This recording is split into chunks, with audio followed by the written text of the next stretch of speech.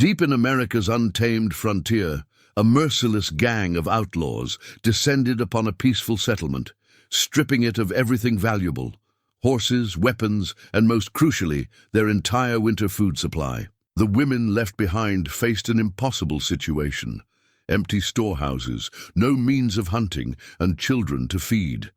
As days stretched into weeks, they banded together, sharing dwindling rations and fighting to keep hope alive in their isolated valley. Just as starvation loomed, a mysterious cowboy appeared, drawn by rumors of the outlaws' brutality. Witnessing their dire situation, he vowed to track down the stolen supplies. But could one man's courage be enough to save an entire settlement? Before we jump back in, tell us where you're tuning in from. And if this story touches you, make sure you're subscribed, because tomorrow I've saved something extra special for you. Sarah McPherson stood at her cabin window, watching the autumn sun paint Eagles Hollow in shades of amber and gold. The settlement sprawled across the valley floor like a handful of wooden matchboxes scattered by a child's careless hand. But there was nothing careless about the way these homes had been built. Each cabin, barn, and storehouse represented years of determination, the kind only frontier folk could truly understand. She pulled her shawl tighter, her weathered fingers brushing against the silver brooch her husband James had given her before. Heading east for supplies 3 months ago, the trading post in St. Louis would be closing for winter soon. He should have returned by now. "Miss Sarah," young Mary Thompson's voice carried across the morning air, "the last of the harvest is ready for storage." Sarah smiled despite her worries. At 28, she was hardly old enough to be the maternal figure the settlement had made her, but responsibility had a way of aging a person beyond their years. She stepped out onto her porch, boots creaking against the wooden planks James had laid 2 summers past. The town's central square, more of an oval really, bustled with activity. Women moved with purpose, their skirts sweeping the dusty ground as they carried baskets of corn, wheat, and late-season vegetables toward the community storehouse. The building stood as the settlement's pride, its thick walls and sturdy roof, promising protection against the harsh winter months ahead. "Excellent work, Mary," Sarah called back, descending the steps. "Let's make sure everything's properly dried before storage." She made her way toward the storehouse, nodding greetings to the women she passed.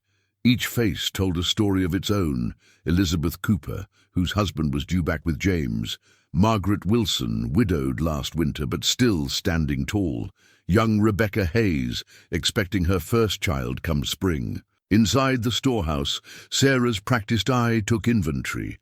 Rows of preserved fruits lined the shelves, their glass jars catching the light that filtered through the high windows. Sacks of grain were stacked against the far wall, and dried meat hung from the rafters. It was a good harvest, better than last year's, but something nagged at her consciousness. "Miss Sarah?" Mary appeared at her elbow, her round face flushed from exertion. "Is something troubling you?" Sarah ran her fingers along a shelf edge, collecting dust. "Just thinking, dear. We haven't had word from any traders in nearly 2 weeks. Even Jeremiah hasn't made his usual rounds." Jeremiah was their most reliable trader, an aging man who'd been running supplies through these parts since before Eagles Hollow was established. His absence was like a missing tooth, not immediately dangerous, but noticeable and concerning. "Perhaps the weather's delayed." "Them?" Mary suggested, but her voice carried a note of uncertainty. Sarah moved to the storehouse door, looking north toward the mountain pass.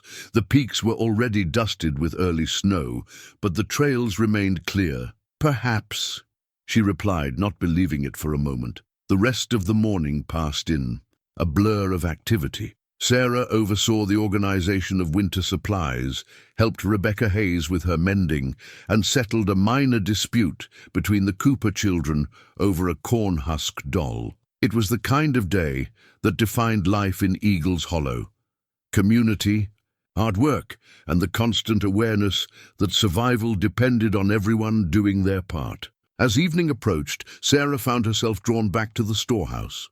She stood before the newly updated ledger, its pages filled with her careful handwriting.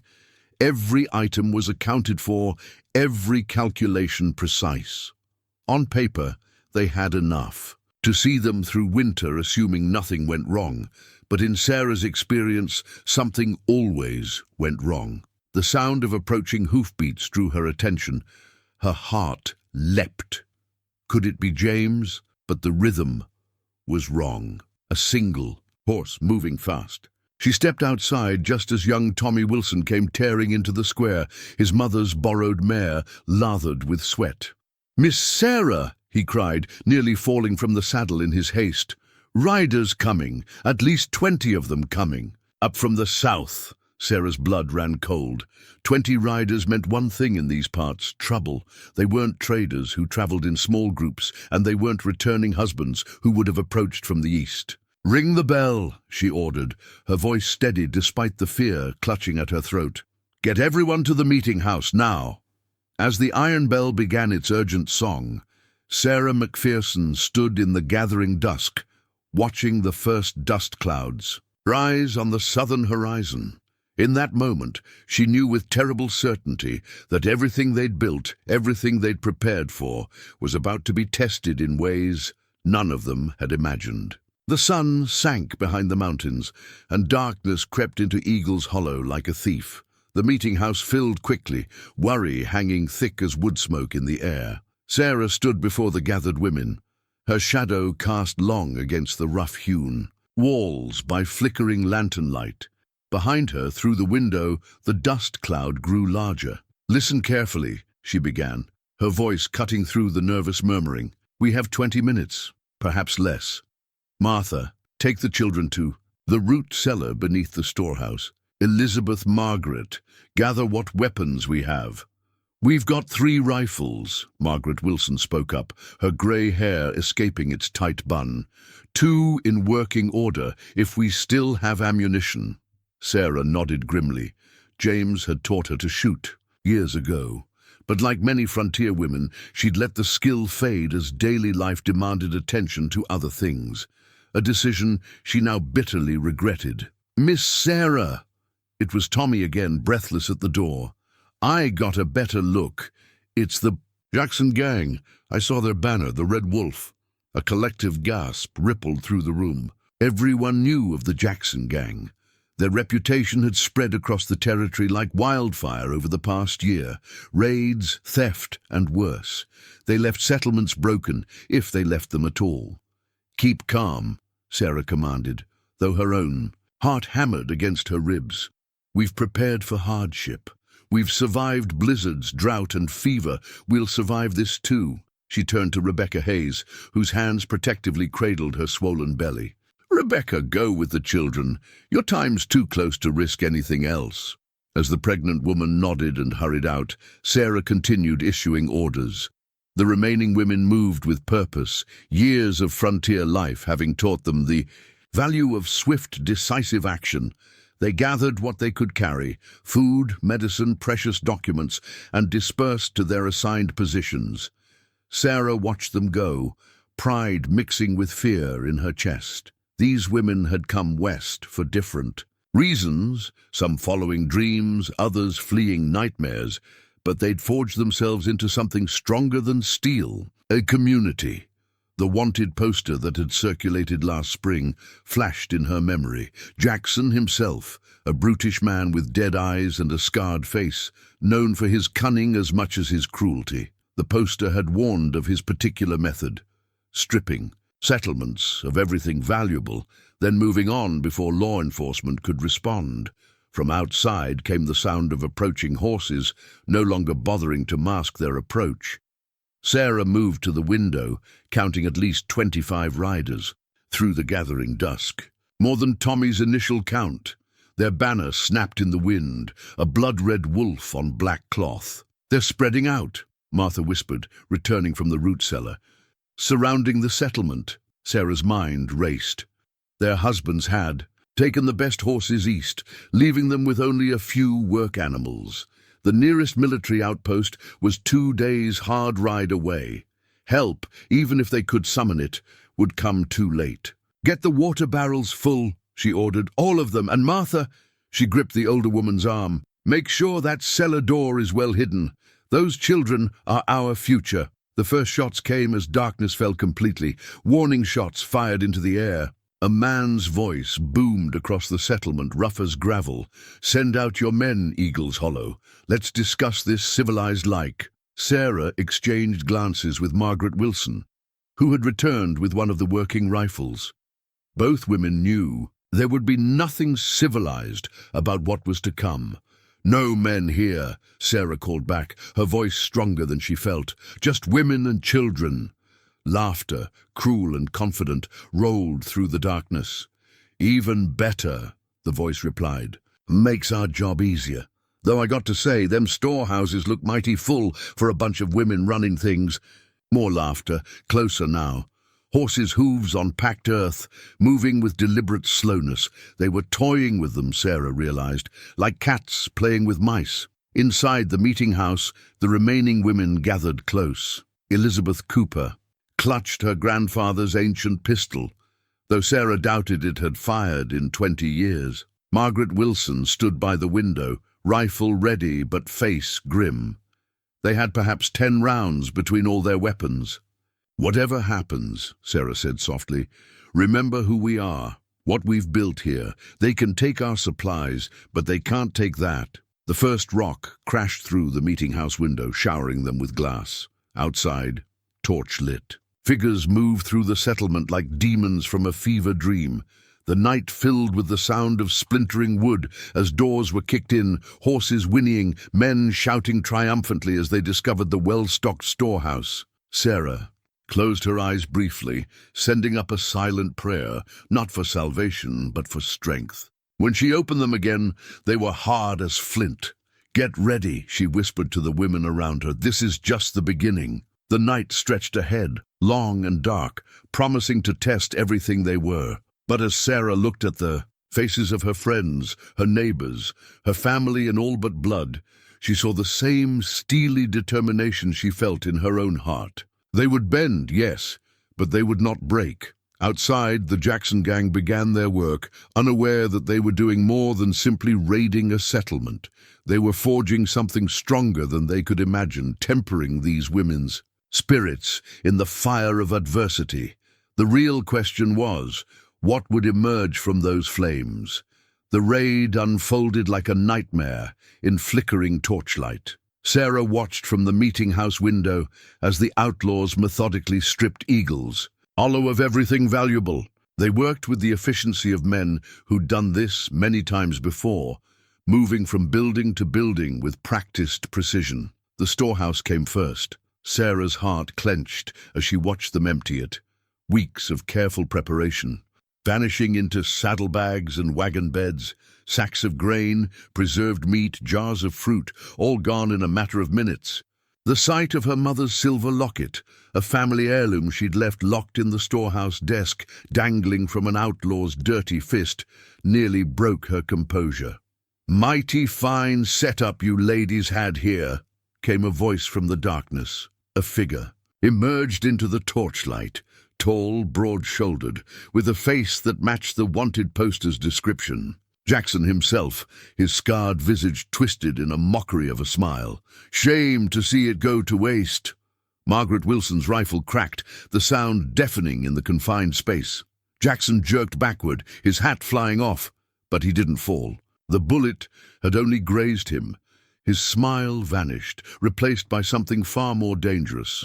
"That wasn't very hospitable," he growled. "Boys, seems these ladies need a lesson in manners." What followed was systematic destruction. The outlaws no longer simply took, they broke what they couldn't carry. Windows shattered, furniture splintered, and the carefully maintained order of their settlement dissolved into chaos. Sarah forced herself to watch, memorizing faces, noting details. If they survived this, someone would need to tell the law what happened here. Elizabeth Cooper's scream cut through the noise as outlaws discovered her hidden cache of medical supplies. "Please," she begged, "we need those for winter." A backhand from a burly raider sent her sprawling in the dirt. Sarah started forward, but Margaret's iron grip held her back. "Don't," the older woman whispered. "You can't help her by getting yourself killed." They were right to hold her back, but the helplessness ate at Sarah's soul. She'd promised these women safety when they'd settled here, promised them a chance at a better life. Now she watched as that promise crumbled like the walls of their ravaged homes. A crash from the church drew her attention. The bell, their only means of summoning help, plummeted from its tower. It struck the ground with a final, mournful toll before rolling to a stop in the dust. The symbolism wasn't lost on anyone. "Check the cellars," Jackson ordered, wiping blood from his grazed temple. "These types always have hidey holes." Sarah's blood ran cold. The children, Rebecca. They were still in the root cellar beneath the storehouse. She caught Martha's eye across the room, saw the same fear reflected there, but Martha gave an almost imperceptible shake of her head. The cellar entrance was well hidden, concealed beneath heavy grain sacks and years of dust. They had to trust. In that preparation now, hours passed like years. The outlaws took their time, thorough in their pillaging. They found the settlement's horses, including Old Thunder, the plough horse Sarah had raised from a colt. The animal's frightened whinnying as they led him away felt like physical pain. Dawn was approaching when Jackson finally called his men to order. They'd loaded everything of value onto wagons: food, weapons, tools, even the winter clothes Sarah had spent months mending and preparing. The outlaws mounted up, their horses heavy with plunder. Jackson rode close to the meeting house window, his face illuminated by the rising sun. "Been a pleasure, ladies," he sneered. "Don't take it personal. Just business, you understand. Though, I reckon it's going to be a mighty lean winter for you all." He tipped his recovered hat, the gesture an insult. "If you survive it." The gang rode out as they had come, leaving destruction in their wake. Sarah waited until the sound of hooves faded completely before leading the women out to survey the damage. The sunrise revealed the full extent of their situation, and it was worse than she'd feared. Every building had been ransacked. Doors hung from broken hinges, windows gaped like empty eye sockets, and their precious supplies were simply gone. Even the wild apple trees at the settlement's edge had been stripped bare, not a single fruit left for preserving. Martha rushed to the storehouse, pulling aside the concealing sacks to reveal the root cellar's entrance. The children emerged, blinking in the morning light, Rebecca Hayes supported between two of the older girls. They were safe, at least. But for how long? Sarah stood in the center of the devastation, her people gathering around her. The morning air carried the first bite of winter's approach. They had no food, no weapons, no horses. The nearest settlement was 3 days' walk away, across mountain trails that would soon be snowed in. Elizabeth Cooper, her face bruising where she'd been struck, spoke what they were all thinking. "What do we do now, Miss Sarah?" Sarah touched the empty place at her throat, where her mother's locket had hung. The precious piece of her history was gone, along with so much else. But as she looked at the faces around her, frightened but unbowed, worried but unbroken, she knew they couldn't give up. "We survive," she said firmly. "We rebuild. We find a way." Her voice strengthened with each word. "We are not finished, not while we still stand together." But even as the women nodded, drawing strength from her words, Sarah felt the weight of winter pressing down like a physical thing. They had their lives, their children, and each other. The question was, would that be enough? The sun climbed higher, warming the shattered remains of their homes. Somewhere in the distance, a lone wolf howled, a sound that would haunt their dreams for months to come. The day of reckoning had arrived at Eagle's Hollow, and survival would demand more from them than they'd ever imagined possible. The first week after the raid passed in a blur of desperate scavenging. Sarah led daily searches through the ransacked buildings, hoping to find something, anything, the outlaws had overlooked. But Jackson's men had been thorough. All that remained were scattered corn kernels ground into the dirt, broken preserving jars, and empty grain sacks that mocked their growing hunger. "Found these, Miss Sarah." Mary Thompson held out a handful of withered potato eyes she discovered beneath the storehouse floorboards. "Might grow, come spring." Sarah managed a smile, tucking the precious sprouts into her apron pocket. Spring was a lifetime away. The morning frost grew thicker each day, and dark clouds gathered over the mountains, promising early snow. "The children are hungry," Martha reported during their evening council. They'd taken to meeting in Sarah's cabin, its broken windows, now covered with quilts to keep out the bitter wind. "Little Jimmy Cooper hasn't stopped crying since yesterday." Elizabeth Cooper, the boy's mother, stared into the meager fire. Her face still bore yellowing bruises from the raid. "I've been giving him my share," she whispered. "It's not enough." Sarah studied the faces around her, each bearing the same hollow-cheeked look of early starvation. They'd managed to salvage a few handfuls of dried beans from a spilled sack, some sprouted wheat they'd found in the barn's corners, and whatever else they could scrounge. But divided among 27 women and children, it amounted to little more than crumbs. "We need meat," Margaret Wilson declared, her practical nature asserting itself. "The men took our rifles, but surely we can fashion some snares." "From what?" Rebecca Hayes asked, cradling her swollen belly. Her time was approaching, and without proper nutrition, Sarah feared for both mother and child. "They took every piece of wire, every length of rope." "Then we'll make rope," Sarah decided. "Mary, you said your pa taught you to work hemp." The young woman nodded. "But the hemp fields were stripped, yes, but they can't have taken the wild plants in the North Meadow. Tomorrow we'll gather what we can find. Martha, you know basket weaving. Could you fashion some fish traps?"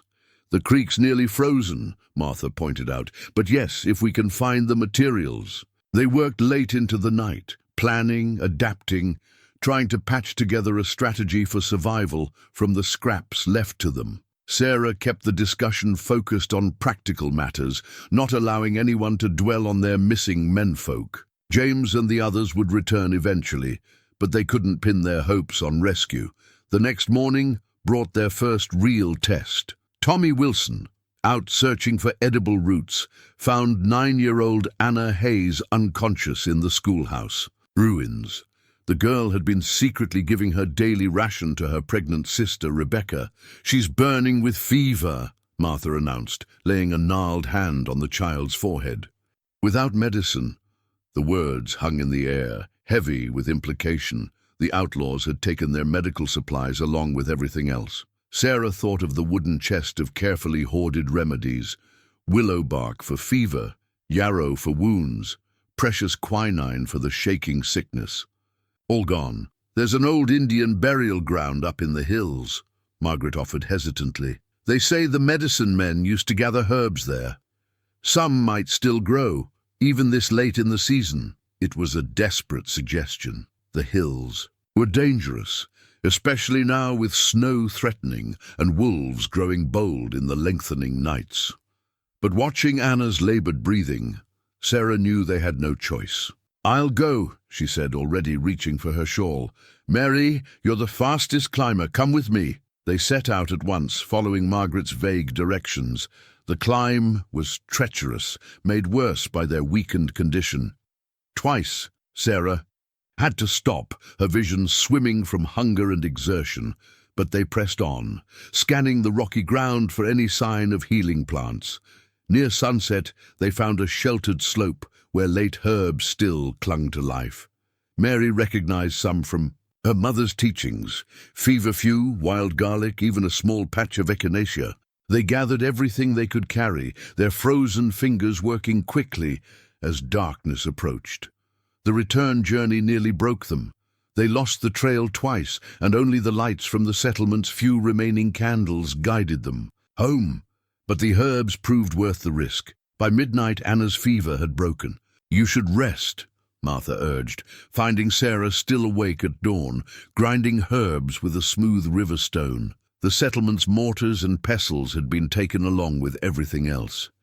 "Can't," Sarah replied simply. She nodded toward the window where the first snowflakes had begun to fall. "Winter's coming, Martha. We're not ready." The older woman sat beside her, taking up another stone to help with the grinding. "None of us were ready for this, Sarah, but we're still here, still fighting."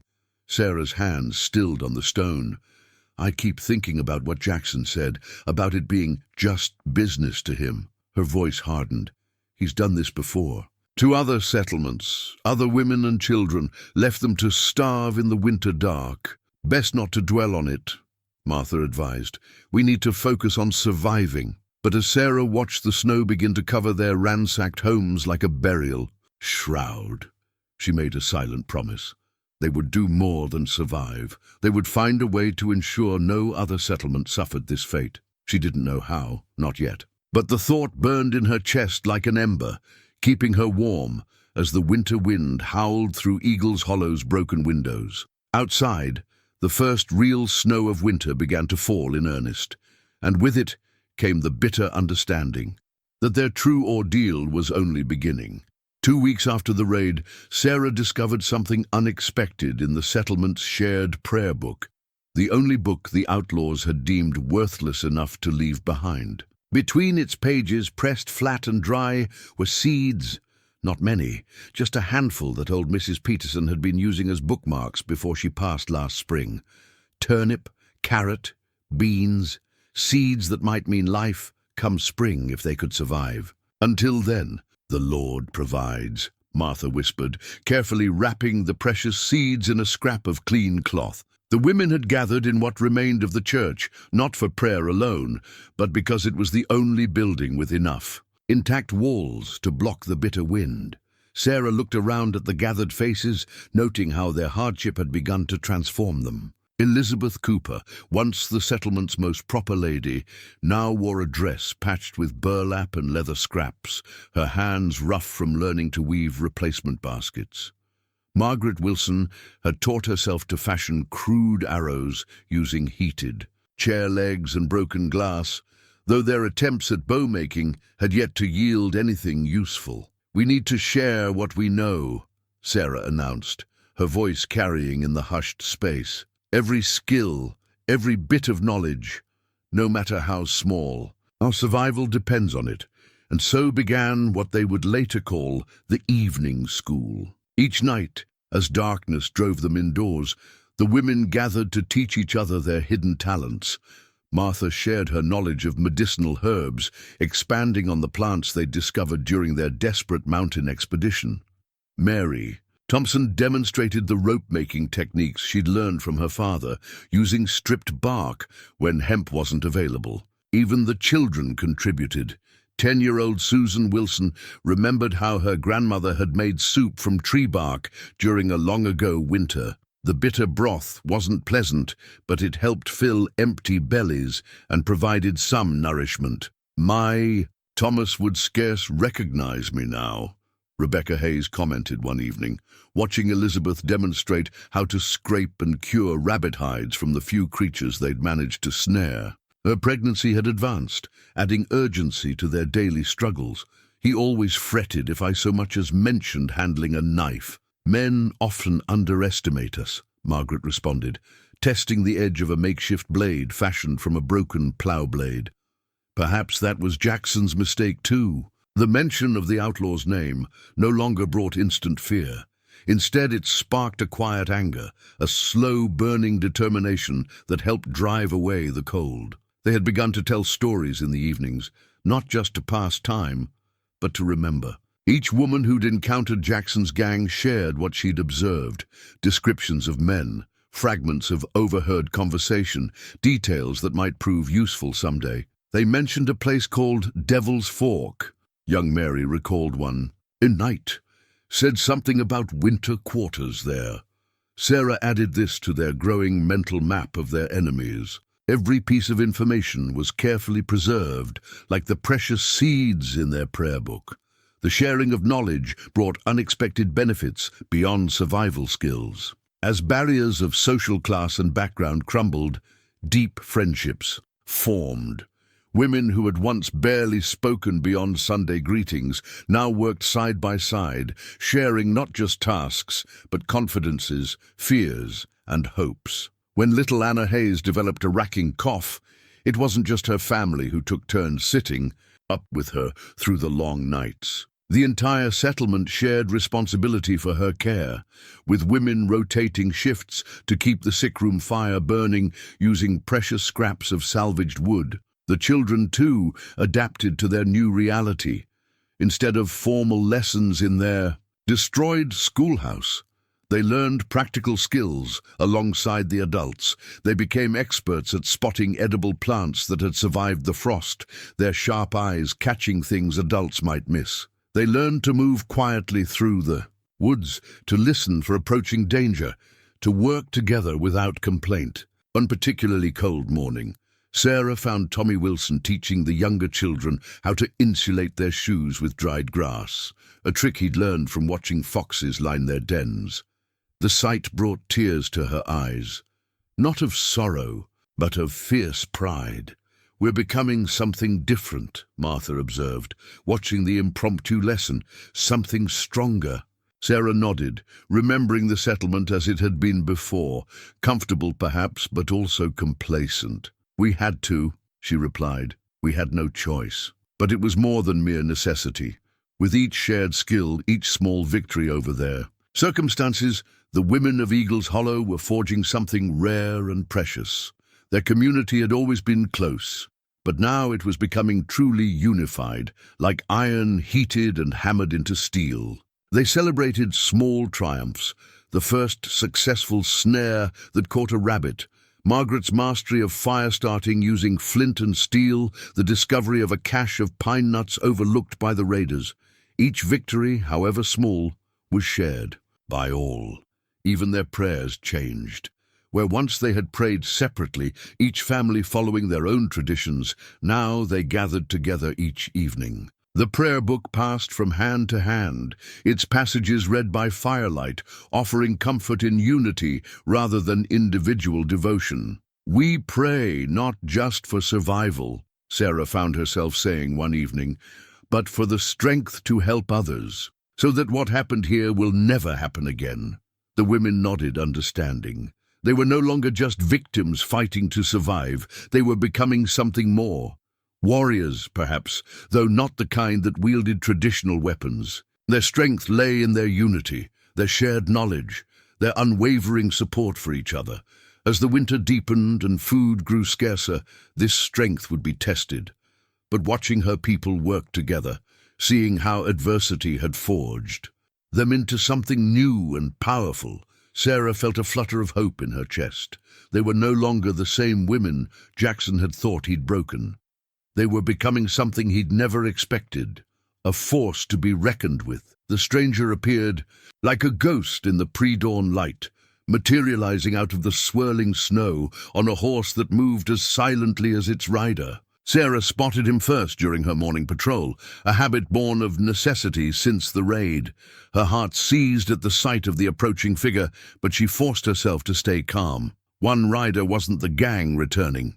He drew rein at the settlement's edge, and Sarah noticed details that set him apart from Jackson's men. His clothes were trail-worn but well-maintained, his horse obviously well cared for despite the rigors of winter travel. Most telling were his silver spurs, not flashy like those favored by outlaws, but plain and serviceable, marking him as a working cowboy. "Ma'am," he called out softly, removing his hat despite the bitter cold. "Name's Thomas Harrison. Folks call me Wolf." His voice was gentle, with none of the cruel edge that had marked Jackson's speech. "I've been tracking a gang of outlaws. Trail led me here." Sarah kept her distance, remembering hard-learned lessons. "You're about 3 weeks too late, Mr. Harrison. Jackson's gang cleaned us out." Something flickered in the man's eyes. Recognition, and beneath it, a carefully controlled anger. "Jackson. Marcus Jackson." He dismounted slowly, movements deliberate like he was trying not to spook a wild animal. "I've been on his trail since Dead Pine Junction. Found what he left behind there, too. And what brings a lone man to chase such a gang?" Martha's voice carried from the doorway of her cabin, where she stood with one of their makeshift spears held ready. Wolf's weathered face grew solemn. "Let's just say I've got my reasons, ma'am. Same as I expect you've got yours now." He gazed around at the settlement's damaged buildings, taking in the patched walls and desperate repairs. How many survived? 27 women and children, Sarah answered, studying his reaction. The men were away trading when it happened. We're managing. A look of respect crossed his features. Managing through a winter with no supplies? That's more than managing, ma'am. That's damn near miraculous. He paused, choosing his next words carefully. I know where they're holed up for winter. Place called Devil's Fork. Sarah's breath caught. Mary had been right about the overheard conversation. She exchanged glances with Martha, seeing her own thoughts reflected in the older woman's eyes. This stranger represented something they'd almost stopped hoping for. A chance. You're planning to take them on alone? Sarah asked, already knowing the answer. Wolf's smile was grim. Was planning to, yes. But seeing what I'm seeing here, he reached down to adjust one of those silver spurs. Seems to me there might be some folks with a stake in this who deserve their share of justice. Sarah thought of their evening school, of the skills they'd learned, of the strength they'd found in each other. She thought of the prayer book with its precious seeds, of Anna's fever, of Rebecca's approaching time.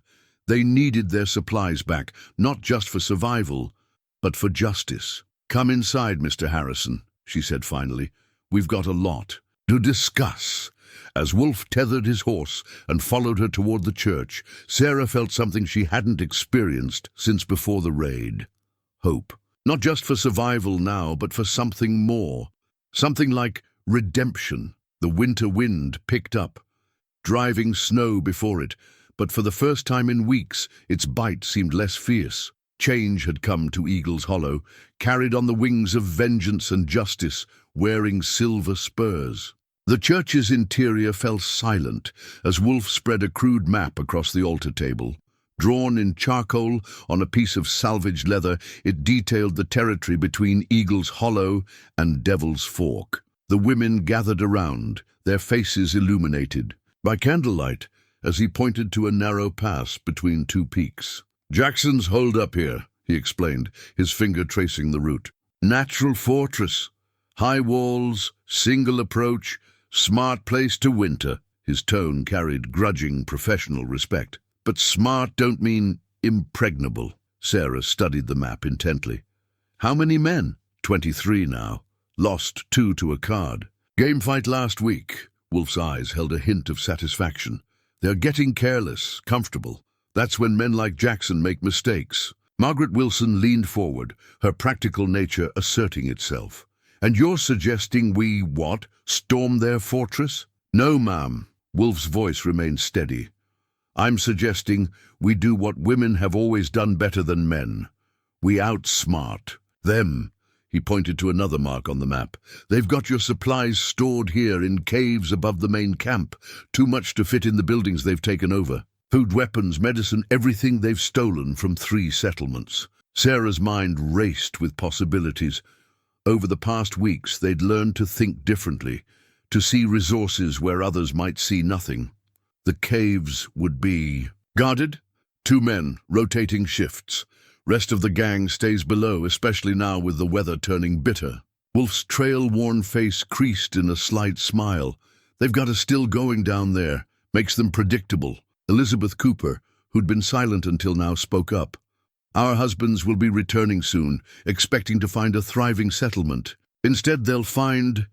She gestured helplessly at their surroundings. That's why we need to act now, Sarah said firmly, before the passes fill with snow, before we lose anyone to hunger or cold. She turned to Wolf. What exactly are you proposing?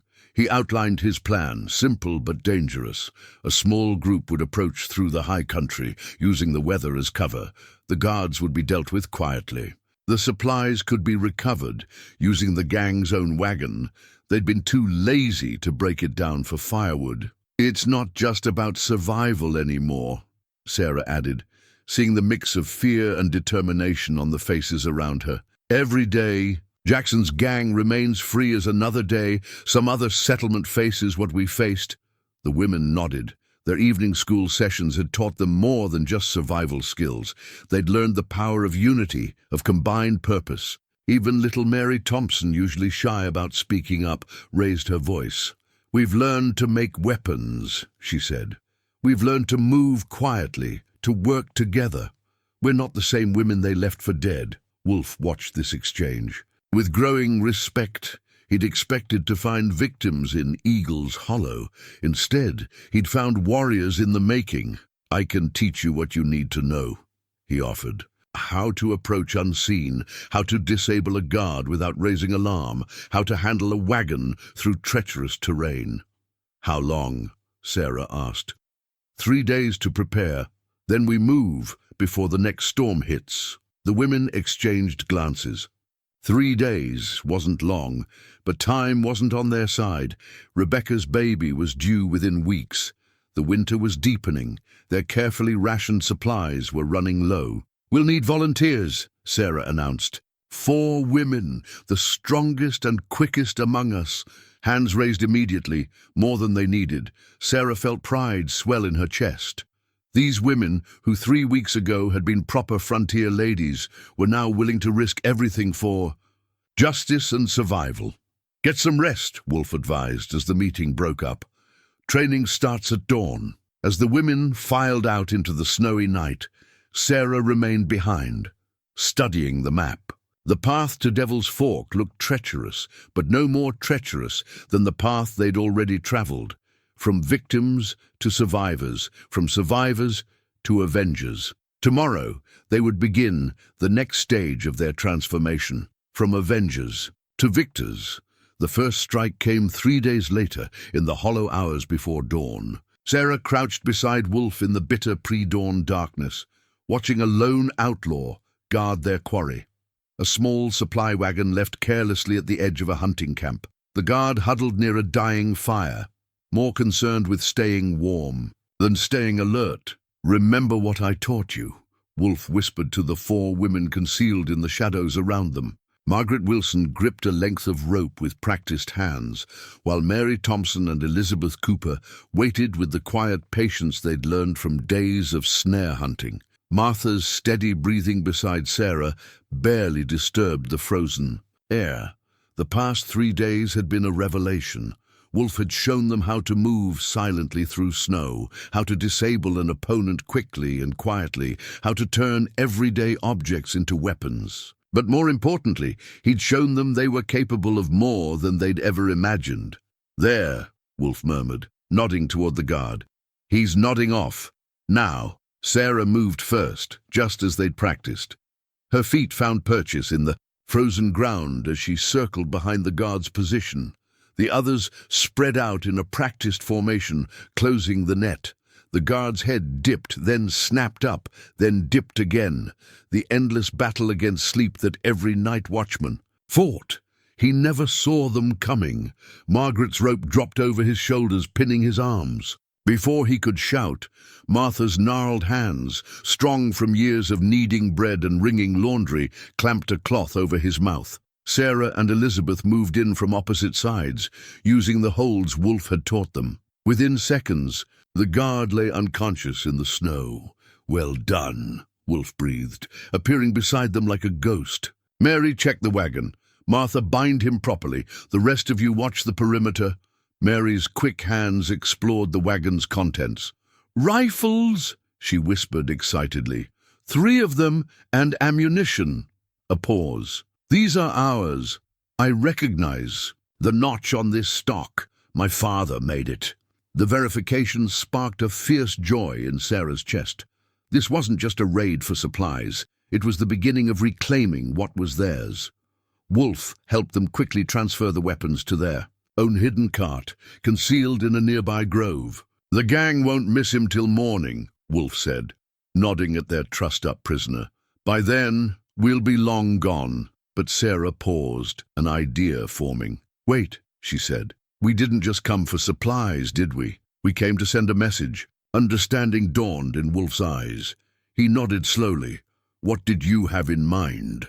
An hour later, when they melted away into the pre-dawn darkness, they left more than an unconscious guard behind. They left a message carved into the wagon's wooden side. "Eagle's Hollow remembers." The journey back to the settlement was tense. but triumphant.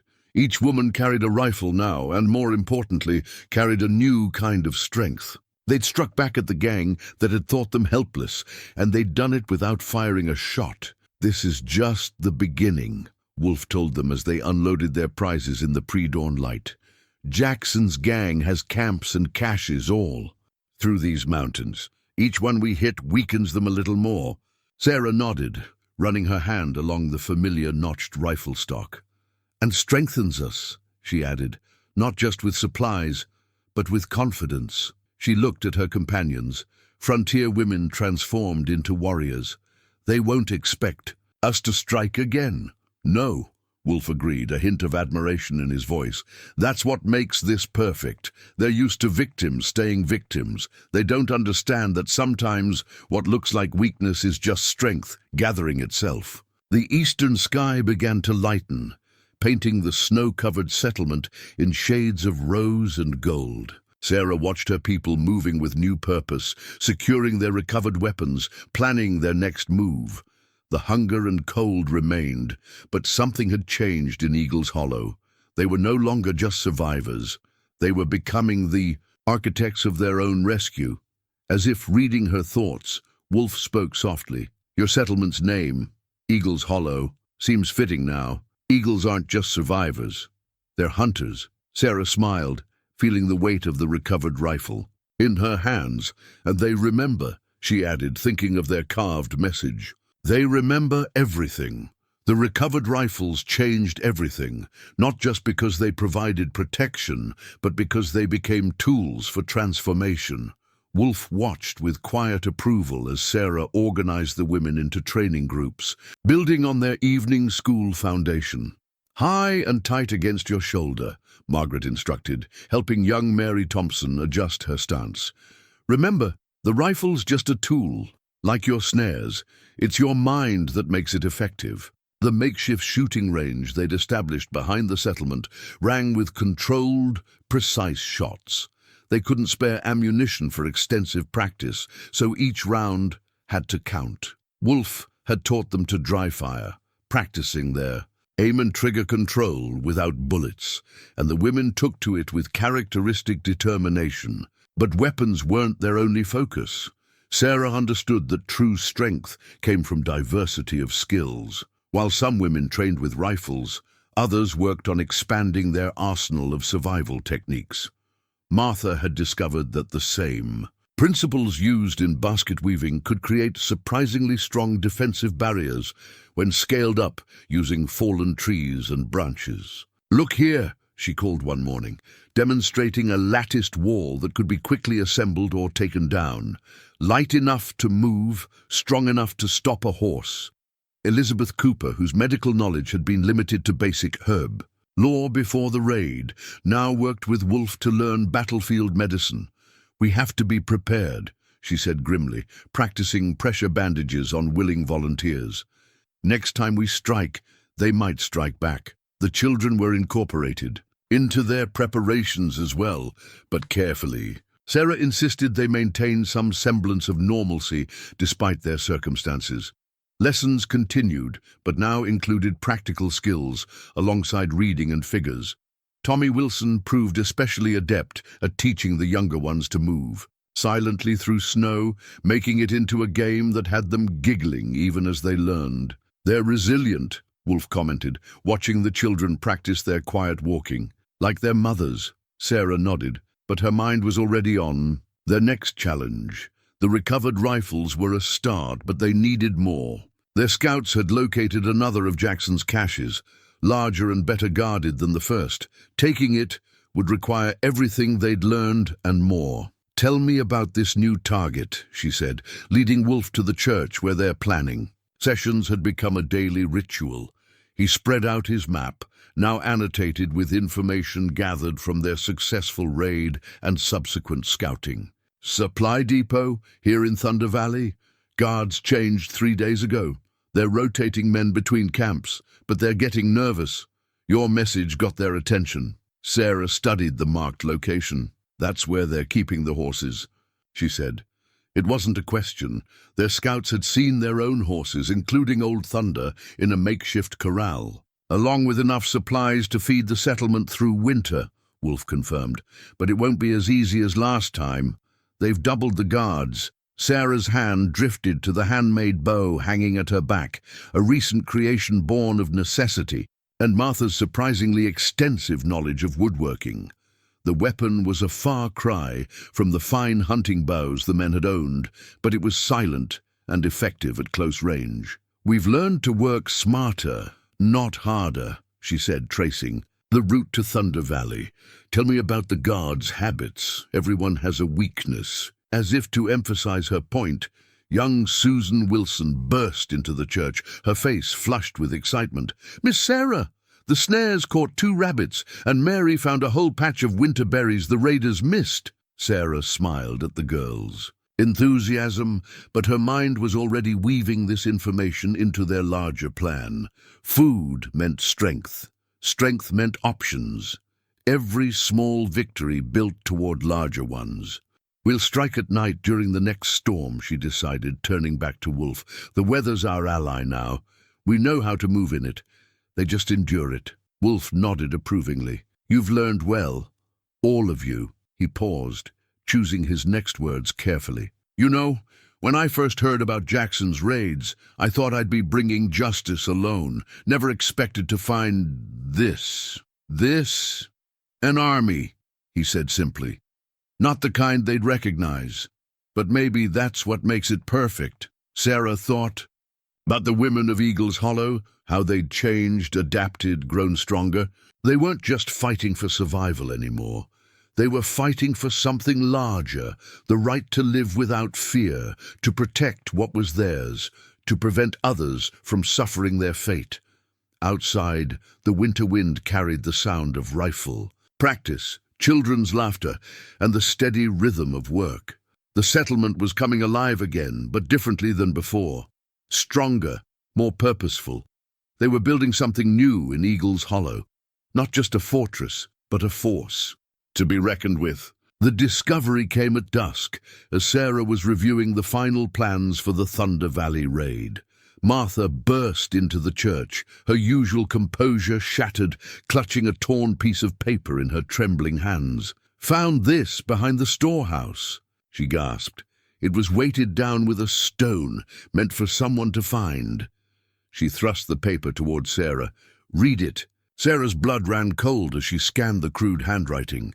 Jackson, Eagle's Hollow women armed now, planning to hit Thunder Valley cache during next storm. Watch the north approach. We'll try to signal with lantern when they move. Wolf appeared, silently at her shoulder, reading the note. His expression hardened. Someone's been passing information to the gang. That's how they knew about the Miller settlement's gold shipment last spring. Should have guessed they had eyes inside these communities. Sarah's mind raced. The implications were staggering.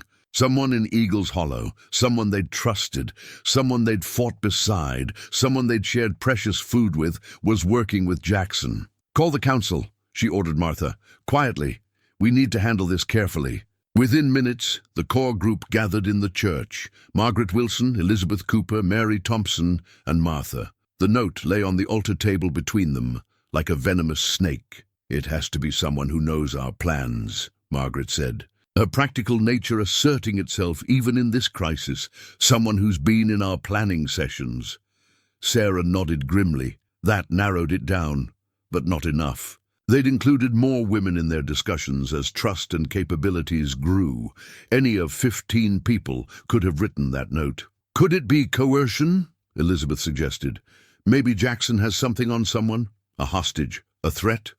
Or a promise," Wolf added quietly. "Some folks will do anything for the right price." Sarah studied the note again, her mind catching on details. The handwriting was disguised, but certain habits showed through. The way the Ys were formed, the spacing between words, something naggingly familiar. "We can't delay the raid," Mary said, voicing what they were all thinking. "The longer we wait, the stronger their position gets." "But we can't move forward with a traitor in our midst," Margaret countered. "We'd be riding straight into an ambush." Sarah's fingers traced the edge of the paper, feeling its texture. It was different from the rough stuff they used for planning, smoother, higher quality, like the writing paper Rebecca Hayes had brought from back east. The realization hit her like a physical blow. Rebecca, who'd been so quiet during planning, sessions. Rebecca, whose husband Thomas was weeks overdue. Rebecca, whose pregnancy made her especially vulnerable to threats or promises. "I know who wrote this," Sarah said softly. The others leaned in as she explained her reasoning, watching their faces shift from disbelief to anger to understanding. "What do we do?" Martha asked. "In her condition, we do what we've always done," Sarah replied. "We adapt. We turn weakness into strength." A plan was forming in her mind. "Wolf, can you get a message to that hunting camp we hit? Make sure it reaches Jackson's men?" He nodded slowly, beginning to understand. "Feed them false information. It's risky. Not as risky as letting them think they have the upper hand." Sarah straightened, decision made. "We're going to give Rebecca exactly what she wants, information to pass on. But it won't be what Jackson expects." The next hour was spent carefully crafting their deception.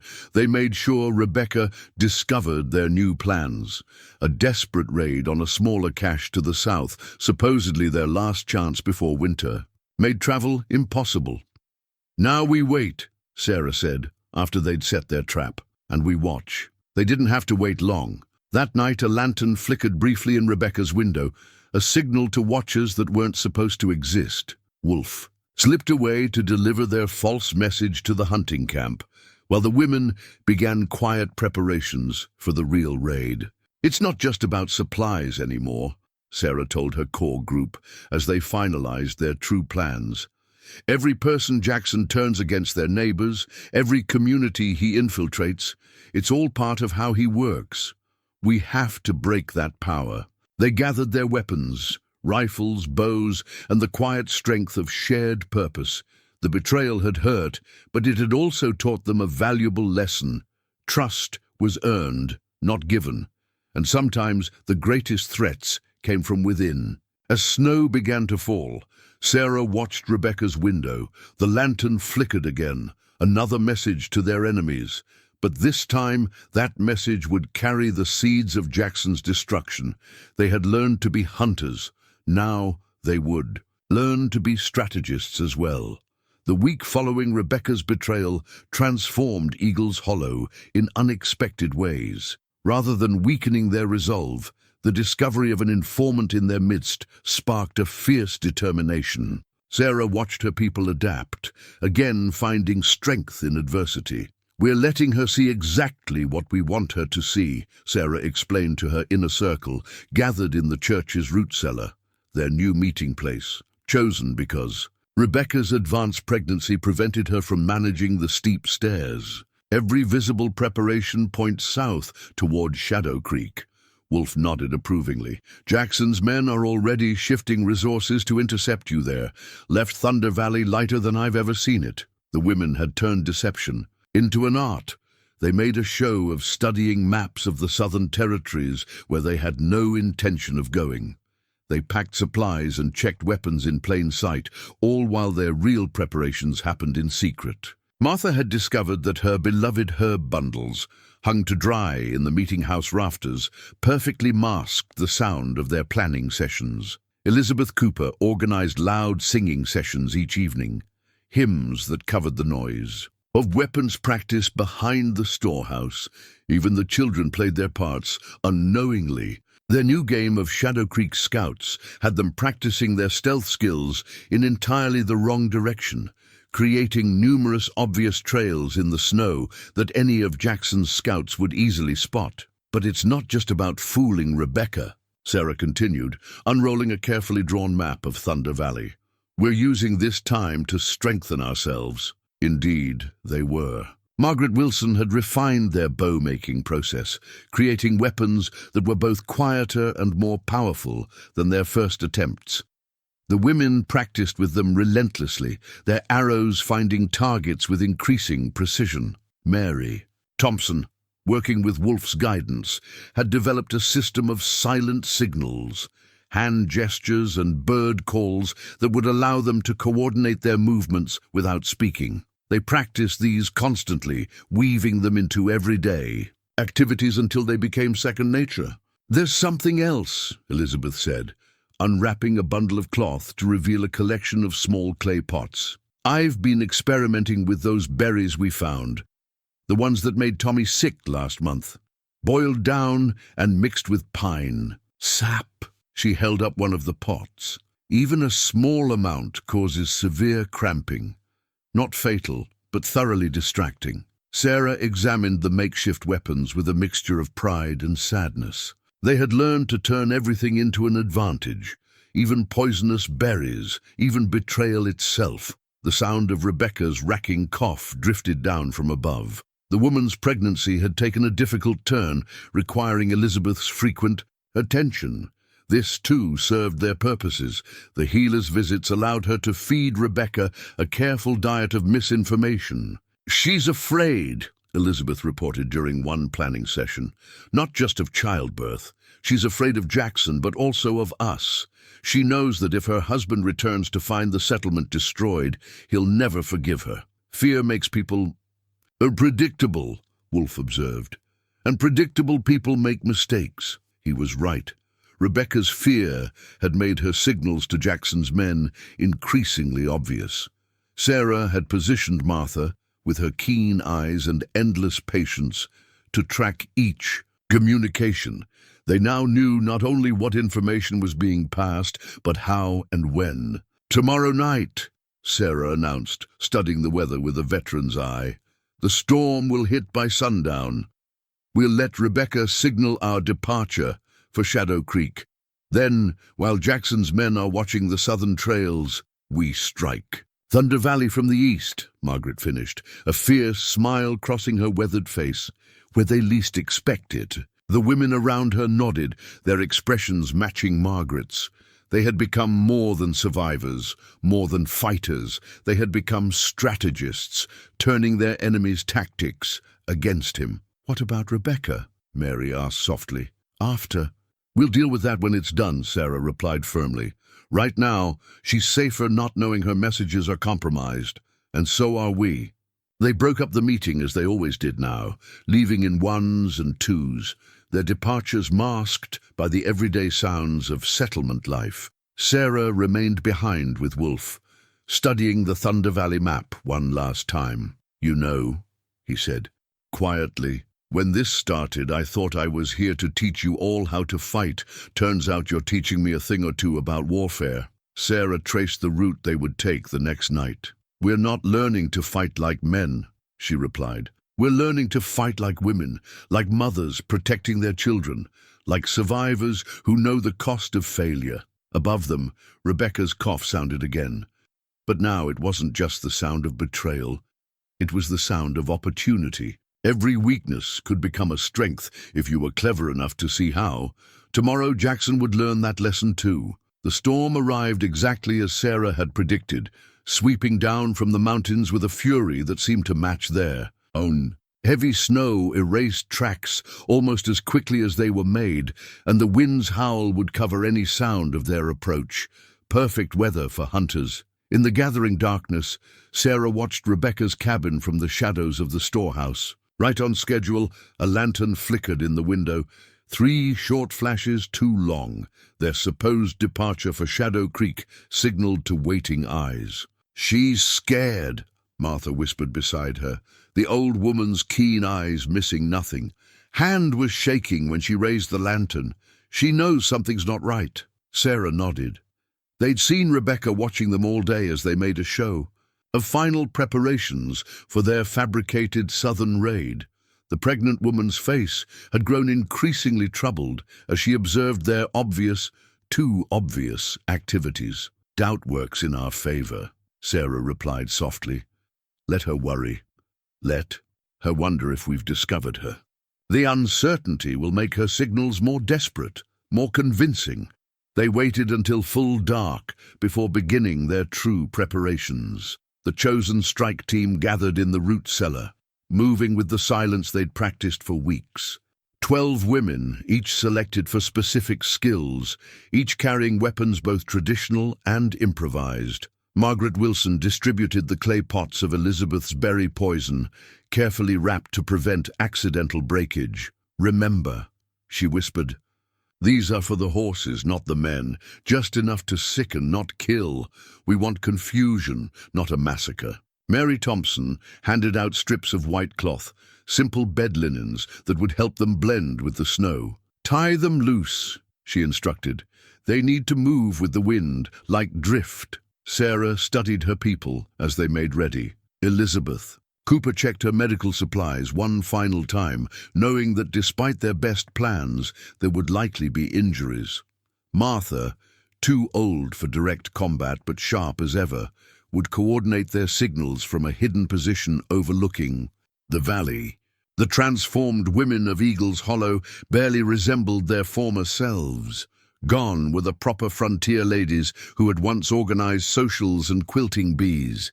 In their place stood warriors who had learned to move like shadows, to turn household items into weapons, to think like the predators they now were. Wolf appeared at the cellar entrance, snow dusting his shoulders. "Scouts back," he reported. "Jackson's men took the bait. Main force is headed south, just as we planned. Thunder. Valley's down to skeleton crew." Sarah felt a fierce satisfaction. Their deception had worked perfectly, perhaps too perfectly. "How many men left to guard the cache?" 8, maybe 9. Wolf's expression was grim. "But one of them's Luke Harrison." A ripple of tension passed through the group. They'd heard of Luke Harrison, Jackson's chief lieutenant, known for his cunning and brutality. The man was legendary for his ability to sense traps and ambushes. "Changes nothing," Sarah said firmly, seeing doubt flicker across some faces. "We've planned for worse odds." She moved to the crude map table, illuminated by a single storm lantern. One last time. They gathered round as she traced their approach routes. 3 teams would converge on Thunder Valley from different directions, using the storm as cover. Martha's signals would coordinate their movements. The horses would be their first target. Without mounts, the outlaws couldn't raise the alarm. "Elizabeth's poison goes into their water trough," Sarah continued. "The effects take half an hour to set in. By then we'll have control of the high ground." She looked at each woman in turn. "After that, it's just like we practiced." "What? About the supplies?" Mary asked. "We'll need at least 4 wagons to move everything." "Already in position," Wolf confirmed. "Hidden in the East Ravine. Once we control the valley, we can bring them up." Sarah straightened, feeling the weight of the moment. Everything they'd learned, everything they'd become, had led to this. Success would mean more than just recovering their stolen goods. It would break Jackson's power in the territory. "One last thing," she said softly. "We're not just fighting for Eagle's Hollow anymore. Every settlement these men have terrorized, every community they've stripped bare, we carry their hopes too, whether they know it or not." The women nodded, their faces set with determination. They had moved beyond revenge into something larger: justice, protection, the right of peaceful people to live without fear. Outside, the storm intensified, nature itself seeming to ally with their cause. Sarah checked her weapons one final time. Rifle across her back, bow at her side, Elizabeth's poison pots secure in their padded pouch. "Time," Wolf said simply. They moved up the cellar stairs like wraiths, white-clad figures disappearing into white darkness. The storm swallowed them one by one until only Sarah remained. She paused at the threshold, sending up a silent prayer, not for victory, but for the strength to do what needed to be done. Then she too vanished into the swirling snow, leaving behind the last traces of the woman she had once been. Ahead lay Thunder Valley, and with it their moment of reckoning. Thunder Valley lived up to its name that night, the wind howling through its narrow walls like distant artillery. Sarah led her team along the eastern ridge, their white-clad forms nearly invisible in the driving snow. Below, through occasional breaks in the storm, they could see the outlaws' camp, a collection of crude shelters surrounding their stolen bounty. A bird call pierced the wind, Martha's signal. The Western team was in position. Moments later, another call confirmed the Northern team's readiness. Sarah raised her hand, and Mary Thompson slipped forward like a ghost, Elizabeth's poison pots secure in her pack. The horses were their first objective. The animals were gathered in a makeshift corral, including Old Thunder, his familiar form bringing a pang to Sarah's heart. Two guards huddled near a sheltered fire, more focused on warming their hands than watching their charges. Mary's work was silent and swift. The poison went into the water trough, then she retreated without a sound. Now they only had to wait for Elizabeth's concoction to take effect. Movement, Wolf whispered beside her. Luke Harrison. Sarah's grip tightened on her bow as she spotted the man emerging from the largest shelter. Even at this distance, there was something commanding about him, a predatory awareness that had helped build his deadly reputation. He paused, seeming to test the air like a wolf scenting prey. He suspects something, Wolf murmured. Sarah nodded. But he's looking south toward Shadow Creek, just like we planned. The next half hour was agony, watching and waiting as Elizabeth's poison began its work. The horses grew restless first, then distressed. Old Thunder's distinctive whinny of discomfort drew guards from their shelters, creating exactly the distraction they needed. Now, Sarah commanded. The first arrow took the nearest guard in the shoulder, a wound designed to disable, not kill. As he fell, crying out in shock more than pain, the carefully orchestrated attack began. Margaret Wilson's team struck from the west, their appearance masked by the storm, until they were almost on top of the Outlaws' position. The Northern team, led by Elizabeth Cooper, launched a barrage of arrows that drove the men away from the weapons cache. Luke Harrison's voice cut through the chaos. "It's a raid! Form up, form!" His orders were drowned out by the increasing panic of the horses, now in full distress from Elizabeth's poison. The battle that followed was like nothing. In Sarah's experience, the women of Eagle's Hollow moved with practiced precision, using everything they'd learned over the past weeks. They fought not like soldiers, but like mothers protecting their young, with cunning, resourcefulness, and desperate determination. Mary Thompson's team cut the horses loose, sending the panicked animals thundering through the camp, disrupting any attempt by the Outlaws to mount an organized defense. Elizabeth's team used the confusion to secure the weapons cache, denying the men access to additional firearms. But Luke Harrison proved why he was Jackson's most feared lieutenant. Even in the chaos, he began rallying his men, organizing a counterattack that threatened to split Sarah's forces. "Sarah!" Wolf's warning came just in time. She spun to find Harrison himself emerging from the storm, pistol raised. Her arrow caught him in the hand before he could fire, sending the weapon spinning into the snow. "Should have finished us when you had the chance," Sarah told him, knocking another arrow. Harrison's laugh was cold as the wind. "Finished you?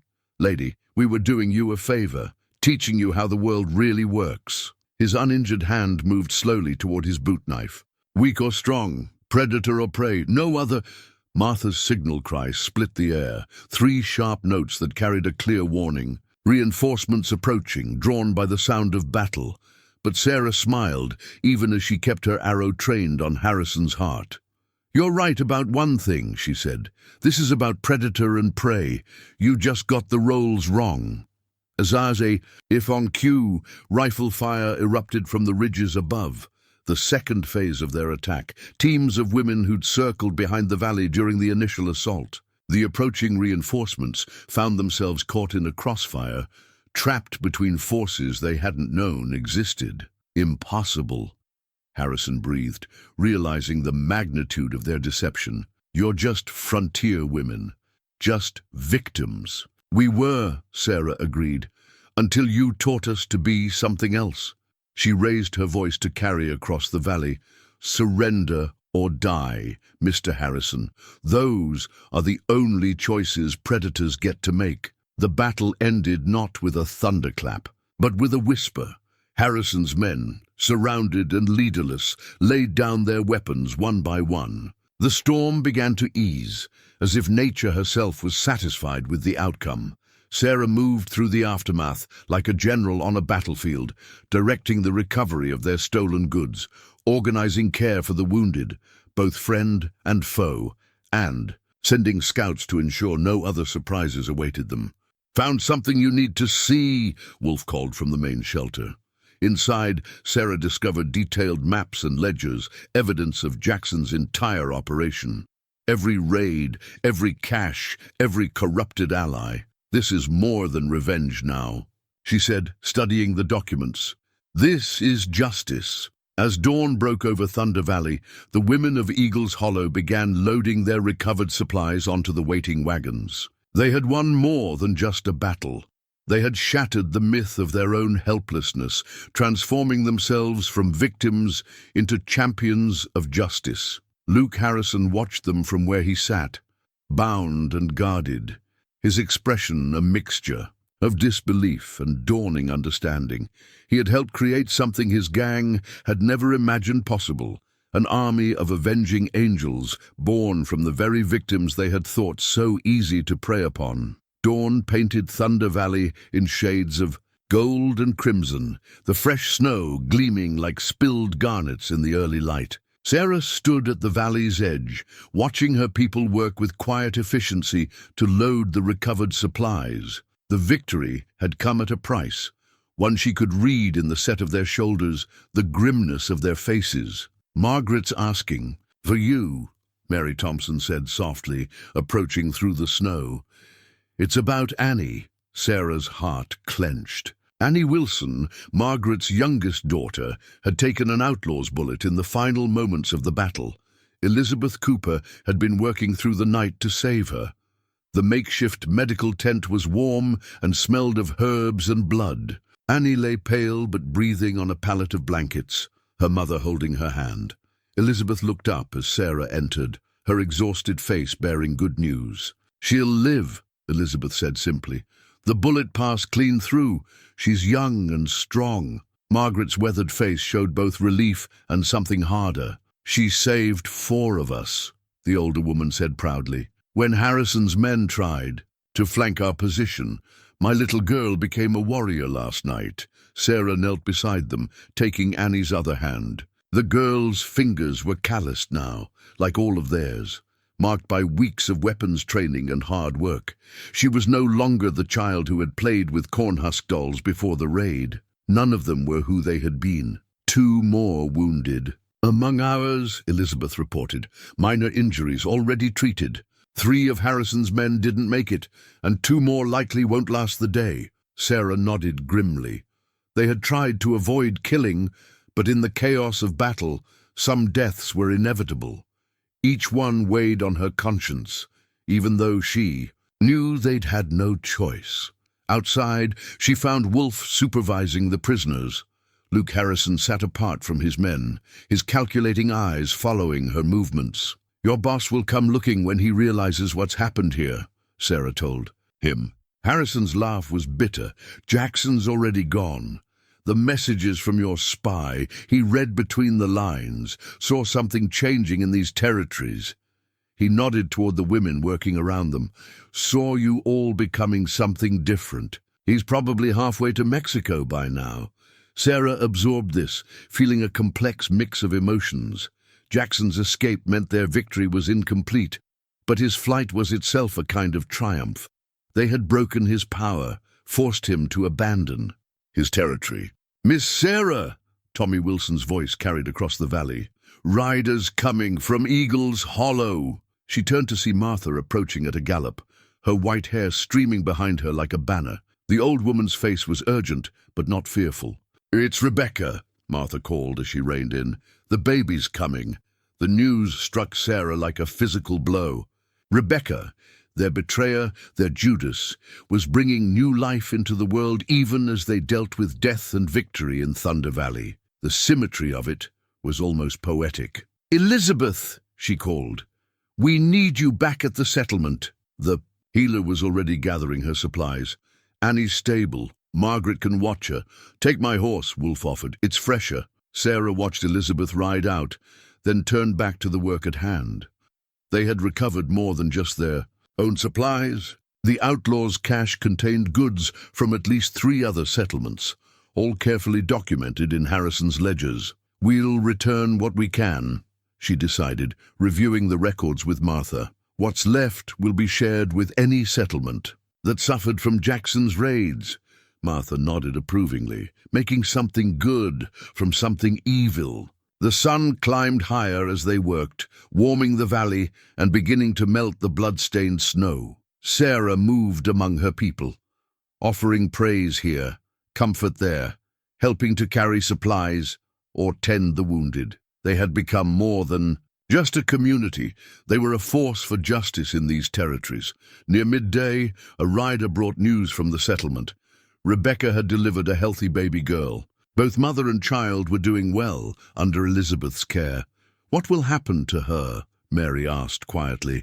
"To Rebecca?" Sarah looked out over Thunder Valley, where the evidence of their battle was already being erased by melting snow. "We'll do what we've always done," she replied. "Find strength in forgiveness, build something better from what tried to break us." The women of Eagle's Hollow had learned to be warriors. Now they would learn to be healers of a different kind. Healing, not just bodies, but the torn fabric of their community. It would be a different kind of battle, but one they were ready to face.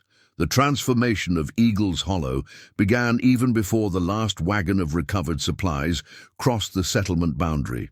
Sarah watched as her people unloaded not just their stolen goods, but also their new purpose. They were no longer just rebuilding what was lost. They were creating something entirely new. "The storehouse needs to be redesigned," Margaret Wilson declared, sketching plans on a salvaged piece of paper. "Hidden compartments, better defensive positions, multiple access points." She looked up at Sarah with fierce pride. "No one will ever strip us bare again." The other women gathered around, adding their own suggestions. Mary Thompson had ideas about disguising storage spaces beneath innocent-looking garden plots. Elizabeth Cooper proposed a system of connected route cellars that could serve as both food storage and escape routes. "We'll need to train others," Martha added, her practical mind already looking to the future. "Other settlements will want to know how we did this, how we fought back." She was right. Word of their victory at Thunder Valley had spread quickly through the territories. Already, riders had arrived from 2 nearby settlements, seeking advice and offering alliance. Sarah had welcomed them, knowing that their transformation needed to extend beyond their own boundaries. The physical rebuilding of Eagle's Hollow took on new meaning under their changed perspective. As they repaired damaged buildings, they incorporated defensive features that were subtle but effective. Windows were repositioned to provide better sight lines. Walls were reinforced not just against weather, but against potential attacks. Wolf watched their work with quiet approval. "You're not just building a settlement anymore," he observed. "You're building a fortress that doesn't look like one." Sarah nodded, understanding. The best defense was one that remained invisible until needed. They had learned that lesson well. Rebecca's situation required delicate handling. The new mother remained in her cabin, nursing her infant daughter under Elizabeth's watchful care. The settlement's response to her betrayal surprised even Sarah with its wisdom. She acted out of fear, Martha had said during a council meeting. Fear for her child, fear of being alone. The best revenge is to show her she never needed to be afraid in the first place, and so they did. Women took turns bringing food, helping with the baby, offering company without condemnation. It was a different kind of strength than they had shown at Thunder Valley, but no less powerful. The children's training continued, but evolved. Tommy Wilson's skill at moving silently through snow became lessons in woodcraft and observation. The younger ones learned not just their letters and numbers, but also practical skills woven naturally into their play. "We're not raising them to be soldiers," Sarah told Wolf one evening, watching the children practice their quiet walking games. "We're raising them to be survivors, to be strong without losing their humanity, like their mothers," he replied softly. the evening school. Transformed as well. While they maintained their combat skills, they added new lessons: diplomacy, strategy, the art of reading people and situations. Martha's talent for observation became formal training in gathering intelligence. Elizabeth's medical knowledge expanded to include both healing and defensive uses of local plants. One morning, Sarah found Mary Thompson teaching a group of women how to convert their recovered rifles into something that looked like ordinary tools with a few quick movements. The weapons could be hidden in plain sight, ready for use, but invisible to casual observation. "Clever," Wolf commented, watching the lesson. "You're not just preparing for the next fight. You're making sure there doesn't need to be one." Sarah smiled, remembering how far they had come from those first desperate days after the raid. "The best victories are the ones you win without fighting," she said. "But if fighting comes, you'll be ready," he finished. They worked through the short winter days, their labor warming them as much as their fires.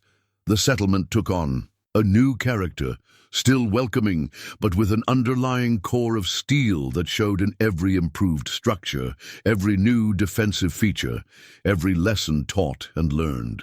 As the sun set each evening, Sarah would stand at her cabin window, watching her transformed community.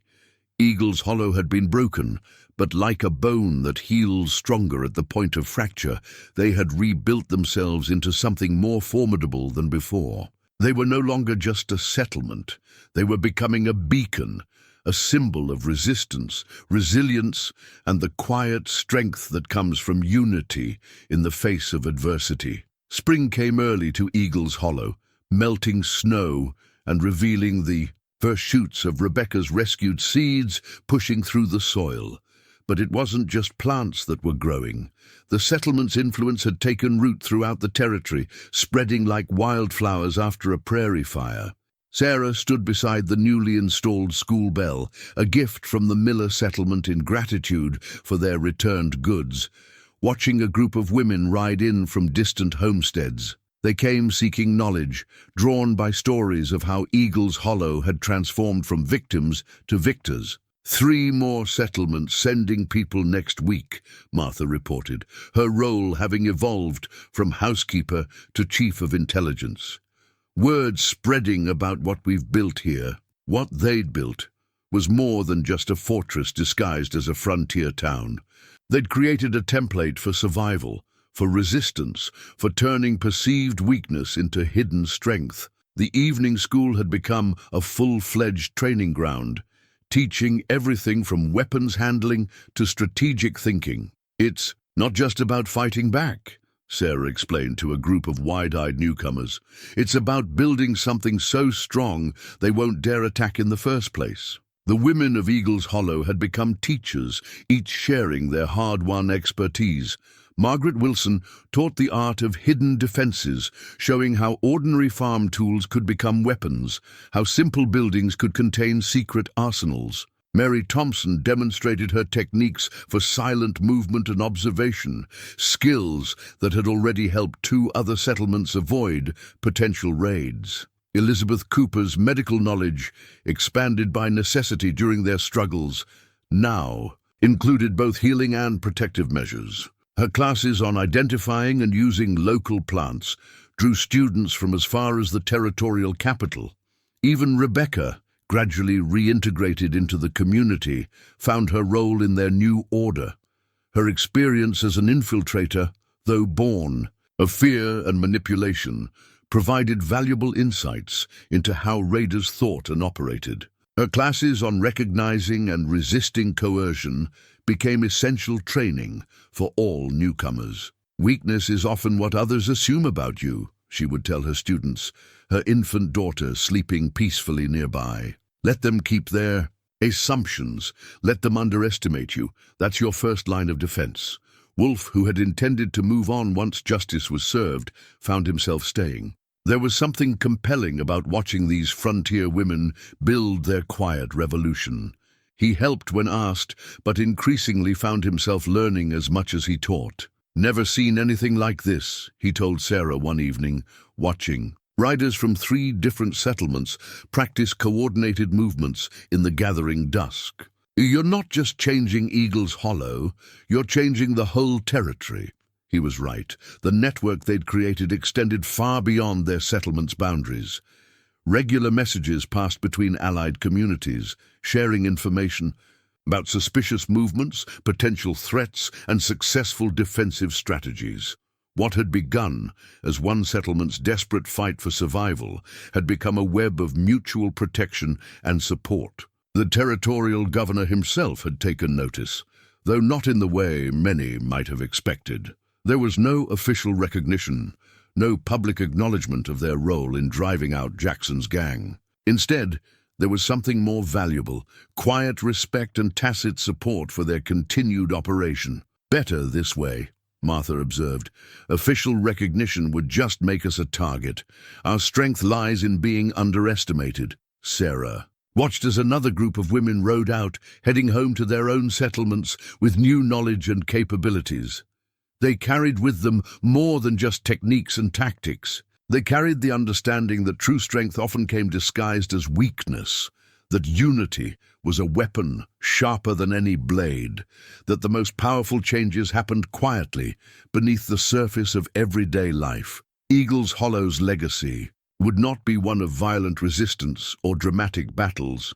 Instead, it would be the subtle transformation of the frontier itself, one settlement at a time, into a place where the seemingly vulnerable proved to be anything but. 5 years later, a painter came to Eagle's Hollow, commissioned by the Territorial Historical Society to capture the settlement's likeness. He set up his easel on the eastern ridge, working through the golden afternoon light to recreate what seemed to be a typical frontier town.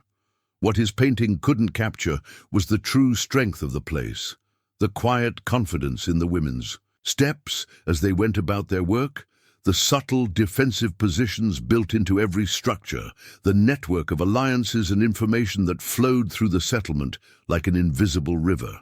The painter didn't notice the hidden caches beneath the flower gardens, or the carefully planned escape routes, or the way the children's games doubled as training exercises. He couldn't know that his seemingly ordinary subjects had transformed the entire territory, creating a network of settlements where raiders feared to tread. Sarah watched him work from her cabin porch, a small smile playing at her lips. Let him paint what he expected to see: a peaceful frontier settlement.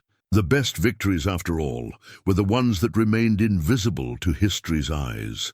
In the distance, the school bell rang, calling the next generation to learn their quiet strength.